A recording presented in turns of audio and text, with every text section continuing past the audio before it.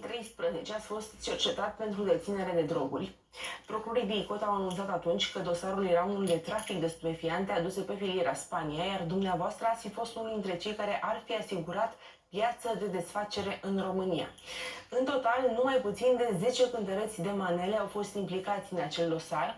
Ați fost învinuit pentru trafic de stupefiante și ați riscat atunci o condamnare de 5 ani de închisoare.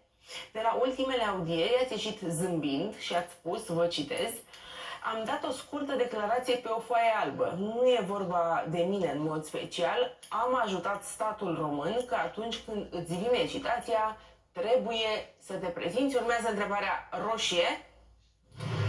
Ați făcut trafic de droguri?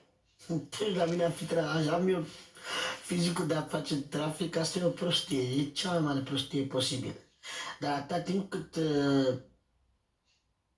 de poliția sau statul român te cheamă undeva pentru a da cu subsemnatul, trebuie să mergi, nu? Pentru a dovedi că e nevinovat. Asta cu traficul de droguri este de când eram eu copil, de când am luat prima Dacie. Dom'le, de-aia are că vinde și că face și că drege. Deși mi-e rușine că vorbesc acum pe post chestiile astea. Noi lămurim. E important. E foarte important să spun nu am făcut. Bine.